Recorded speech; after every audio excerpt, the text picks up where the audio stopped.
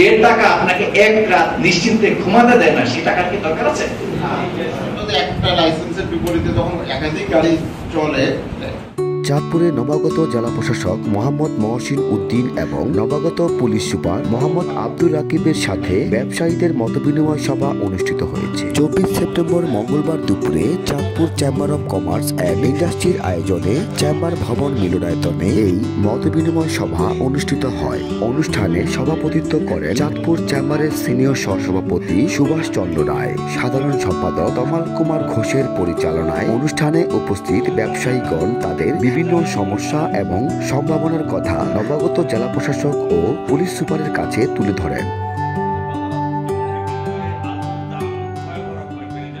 আপনারাও কিন্তু দুই একজন বলছেন যে একটা লাইসেন্সে 8-10টাও গাড়ি চলে, রাস্তার আয়তন তো আর বৃদ্ধি পাচ্ছে না, রাস্তা যেভাবে আছে সেভাবেই, কিন্তু গাড়ির সংখ্যা বৃদ্ধি পেয়ে যাচ্ছে। গতকাল থেকে আমরা আমাদের ট্রাফিকের যে আইন প্রয়োগ, এই আইন প্রয়োগটা আমরা শুরু করেছি।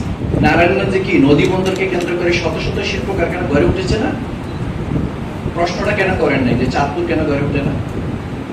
নারায়ণগঞ্জ যদি একটা বন্দর নগরী হিসেবে, শিল্প নগরী হিসেবে প্রতিষ্ঠিত হতে পারে, আপনারা কেন পারেন নাই? তাদের উচিত ছিল এই জনপদের কথা চিন্তা করা, যে কোন মানে এই যে নদী বন্দরটা, এই নদী বন্দরকে কেন্দ্র করে আমরা কি ধরনের ইন্ডাস্ট্রি করতে পারি যেটা এই অঞ্চলের আপামর অর্থনীতিটা বদলে দিত। চলেন আমরা একটা পরিকল্পনা করি, যতদিনই থাকি না কেন এখানে, চলেন আমরা শুরু করি এই চাঁদপুর নদী বন্দরকে কেন্দ্র করে আমরা কি ধরনের ইনভেস্টরদেরকে এখানে নিয়ে আসতে পারি। বহু ইনভেস্টরদের সাথে আমাদের পরিচয় আছে, আপনারা শুধু আইডিয়া দেন, আপনারা একটা প্রপোজাল দেন যে আমরা এই খাতে আগাতে পারি। ক্লায়েন্ট, কারণ যে ডিম বিক্রেতা সে মনে করতেছে আমি ঠিক আছি, তদ্রুপ অন্য আরেকটা যে স্টেক হোল্ডার যে সবজি বিক্রয় করে সে মনে করতেছে আমার দাম ঠিক আছে, অন্যান্যরা দাম বেশি, আলটিমেটলি দাম বেশি। কারণ আমরা দিন শেষে, আপনি ডিম বিক্রি করেন, আপনি দুধ বিক্রি করেন, আপনি পেঁয়াজ বিক্রি করেন, কিন্তু আমাদের সংসার শুধু ডিম দিয়ে চলে না, পেঁয়াজ দিয়ে চলে না, আর দুধ দিয়ে চলে না।